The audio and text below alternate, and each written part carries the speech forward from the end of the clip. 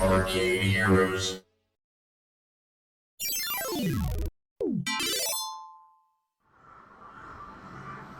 Greetings, it's Adam with ArcadeHeroes.com, and yesterday was Apple's big announcement of their Apple Vision Pro VR. Although technically I would say it's not VR, it's more, well, some are saying mixed reality, others are saying augmented reality. It's always a little bit unclear on that, although generally speaking, something you can see through that overlays digital things onto the real world is augmented reality, so that's what I would call it, an AR device. Phones are essentially AR devices, you just don't wear them on your face normally, although I know you can with certain accessories. But since that popped up and there was a lot of talk about virtual reality yesterday, I wanted to jump into some VR news that's been hitting the arcade scene lately. Although before I get off that, I just wanted to say at $3,500 and 2-hour battery life, I want everybody who criticized the old Atari Lynx for being high priced and having a short battery life to take it back. But that doesn't matter. Anyways, one of the more recent pieces of news that I covered on Arcade Heroes was that Asphalt 9 Legends Arcade VR, it's getting to be a mouthful, is going to be launching at an amusement industry event called the International Bowl Expo. And so that happens at the end of this month, June, in Orlando, Florida. Generally, it's been here out west, like Las Vegas, or I think it was in Denver, Colorado, maybe last year or something, but they move it around a lot more than other amusement industry trade shows like IAAPA or Amusement Expo do. And so LAI Games, who is the North American distributor for this game, which was developed by Taiwanese company IGS and Chinese company Wallop, they are going to debut the American version at Bowl Expo, and so I do have video of this on my channel where I saw it at IAAPA 2022, and they have made some changes. I'm glad that they made certain changes. One of the things I was critical of is right here where you see this box, there was a monitor at the show, and it's like, that makes no sense because the person sitting in the seat, they're going to put on the VR headset, and that's the whole purpose of getting one of these. And so why there was a second display just, again, made no sense. But that was the Chinese version, for some bizarre reason, had that there, and it wasn't even a touch screen as far as I recall. But yeah, it just seemed to be redundant and a waste of money. So instead, they put a box there for the VR face masks. It's a dispenser for those. I mean, personally, as I've said before, I'm not really a fan of those. I understand why they're there. I don't know how effective they really are at preventing any sort of disease coming across. Like, I would think that wipes would be the most effective thing. But the reason why I don't really like face masks is just because they kind of ruin the immersive effect for me, because they have something that is more noticeable on your face there than just the VR headset itself. But that's an issue, not just for Asphalt 9, for pretty much every amusement VR thing that's out there. But again, this will debut at Bowl Expo and brings some pretty high quality virtual reality racing to the market. I don't know what the numbers are as far as how it's been doing on test, how it compares to a non-VR racer in its earnings, or how much it's going to charge per play. I would not be surprised that if you come across one of these, it's going to cost a lot more than your regular Asphalt 9 game, just because it's going to cost a lot more. And there's always a thing in the industry about pricing, or at least among consumers. And I mean, as a consumer myself, I don't want to go to an arcade and pay $5 a game, but with some VR things, that's what you're seeing. And that's, I guess, another thing that I don't really care for when it comes to that, is just because the equipment costs so much that the location has to charge a certain amount to hopefully make their money back within a reasonable amount of time. But yeah, that's coming soon. I don't know what exactly the price is on a single unit. What's shown here is kind of a dual unit setup, but with this connecting marquee there. But you would only want that if you got two of them. I'm but it's always better to get a racing game with 2 if you can, at least. And this also has a motion seat. It has wind effects. It has some sort of vibrating speaker effect in the seat as well. They use HP Reverb G2 headsets instead of, say, HTC Vive Pros or Vive Index or the Apple one as well. But that's coming soon, but that's not the only one we're going to look at.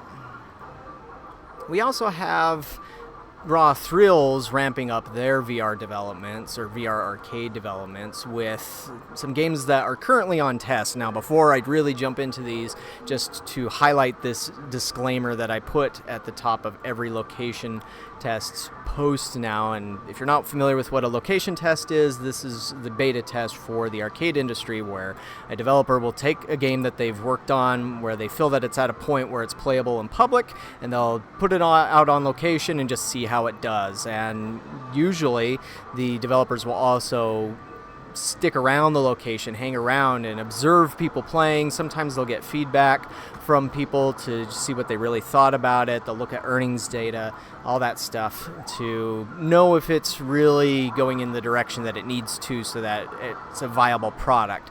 Now, there are a lot of games out there which have hit location test and don't do well enough and can't be fixed for some reason. Maybe it just would cost too much to fix the issues that it might have, that the game gets canceled.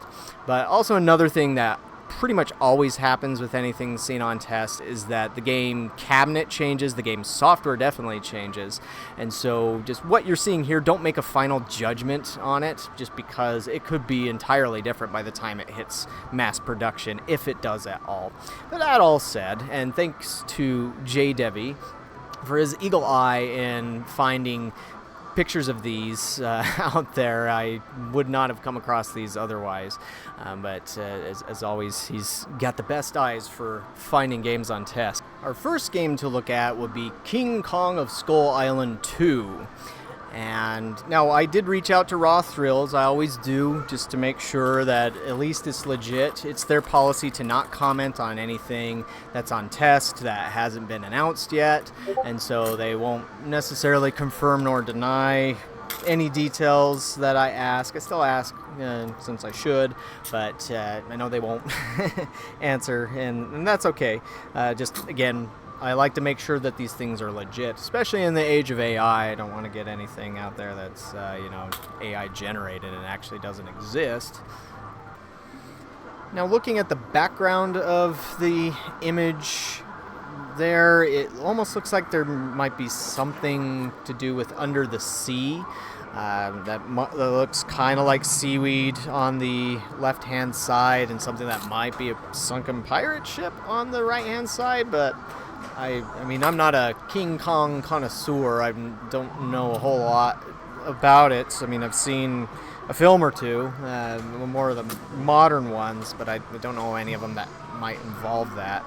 So I could be totally off base on that one. And again, the software could totally change anyways, but either way, Raw Thrills is testing a sequel to King Kong of Skull Island. And so another thing that I would just assume, but have no confirmation on, is that this would be made available as an upgrade kit, so that it would add more of the content. Maybe it's 3 more chapters to the first experience, or maybe it's wholly different, and maybe there could even be additional hardware to replace. Like LAI Games did this with Virtual Rabbids, which has been one of the best earning VR arcade pieces out there, where they did the Ultra HD upgrade, and they included new headsets with that were higher resolution, even a new graphics card, an NVIDIA RTX card. I don't remember the exact model on that, but taking advantage of some of the RTX features that exist for VR. And so I don't know if that could also happen in this instance. But also along those lines is a wholly new game that they are currently calling TRex Adventure VR. And as you see from this, the game is currently being tested in one of King Kong's prototype cabinets, I believe. Just with the purple that was there, I want to say that some of the first versions of King Kong of Skull Island that showed up back in 2020 had the purple design on it instead of the red. But I could be wrong about that. They could have just repurposed the production King Kong model. I don't know. But yeah, it's a game that I would assume functions a lot like King Kong of Skull Island does. If you're not familiar with that game, then it uses hand tracking, gesture tracking, where when you come across certain enemies or obstacles in the game, you swat at them. And I also have video of this and people screaming at bugs attacking them in the video there. But this one would apparently just be more focused on dinosaurs. Now, again, this is just another assumption of mine, no clue, but knowing Raw Thrills' history of generally doing licenses, well, they have done some things that aren't licensed, but it's rare. And so I would really not be surprised if this ends up being, say, Jurassic Park VR at some point, because Jurassic Park is still one of the best earning arcade games that's out there. It's really astounding how well that does.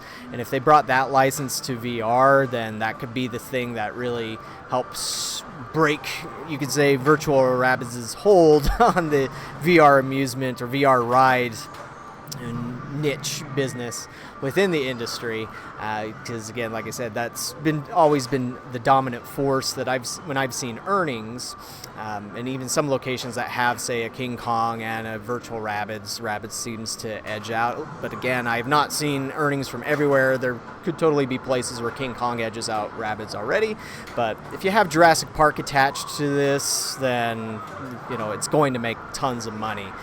Regardless. But maybe they won't do that. Maybe they'll keep the price down by just keeping it the more generic TRex Adventure. And I would also assume that it would still have some interactivity with swatting your hands at things, maybe slapping dinosaurs, which could be fun, I guess. But kind of have to wait and see how it all plays out. But also just to note, this one is currently on test at Interium, which I believe is in Schaumburg, Illinois, somewhere in Illinois, can't remember exactly. And then this one is also in Illinois In the Game in Crestwood.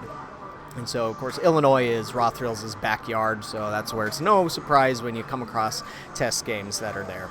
I also almost forgot to mention that, as you've seen on the ad here that Raw Thrills has on the website, that MotoGP VR is also coming. From what I've been told, it's going to start shipping in July 2023. And so that I have video of that on my channel. Not sure what the price on that is going to be, but that also is joining the VR fray. And so Raw Thrills is really pushing the VR angle very hard, and so it must be doing pretty well for them if that's the case. But keep an eye on it as far as how that goes. But that's potentially the future of VR in arcades. We'll definitely know more as time goes on, when other trade shows like IAPA 2023 take place.